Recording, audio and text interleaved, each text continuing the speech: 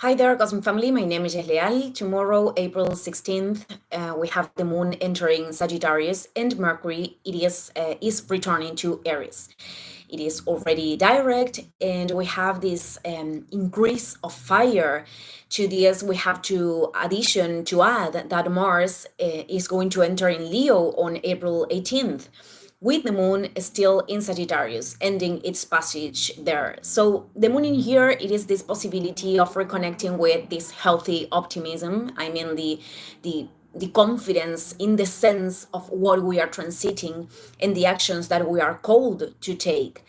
There is a tendency to feel a lot of energy, high energy with all the fire. Therefore, these are very, very nice transits for activities that require movement, physical movement, and to use it, of course, in whatever thing you think it is important.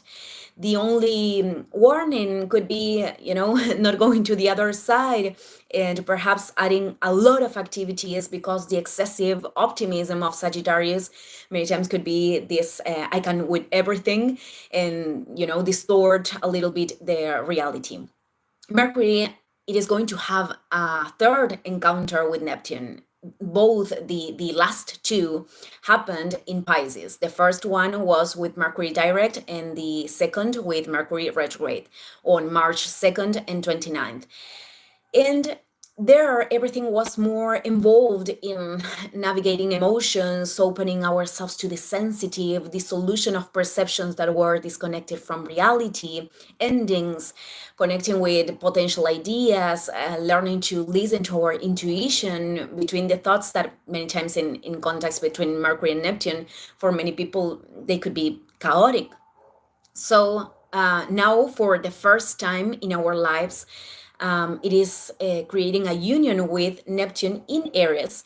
And this transit is already active, even if Mercury is still in Pisces. It is going to be perfected officially on April 17th. So here we close, and at the same time we begin the story through these conversations between Mercury and Neptune. They are uniting in the degree 0 of Aries. Therefore, we know that there is a kind of a big bang in that house of our natal chart. This is an idea, a conversation, a vision that is creating something and that begins to be developed. Aries is a sign that has a lot of direction. In fact, this is shared by all the cardinal signs, but this is the one that initiates. So the contact with Neptune in here indicates that what is happening requires to trust in our intuition, because that is associated with Neptune, and to self-affirm in our identity, an identity that is not determined. This is going to, our identity is revealed along the way. This is something that we are discovering in the process.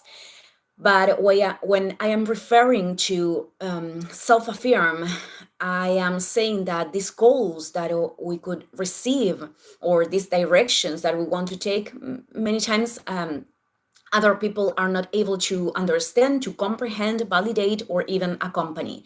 So we are talking about directions that go beyond the will of the ego.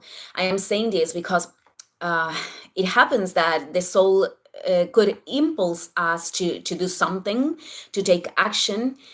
And when the mind cannot fit that in what already knows, could create limitations. Perhaps because the mind doesn't think that it's able to do that.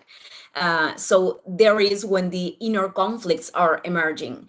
And in here, everything is about aligning ourselves with what is emerging internally, and to take a brave action in the reality. So for many people, this implies acts of service and contribution with others, and that they are ready to give from what they came here to be, because Neptune, it is the collective, and reminds us that we are all the expression of a unique energy.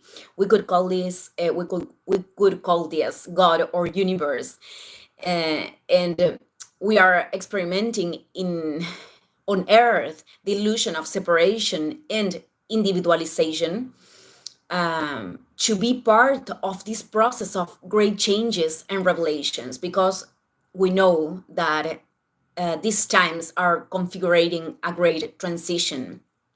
Therefore, the role of each one counts.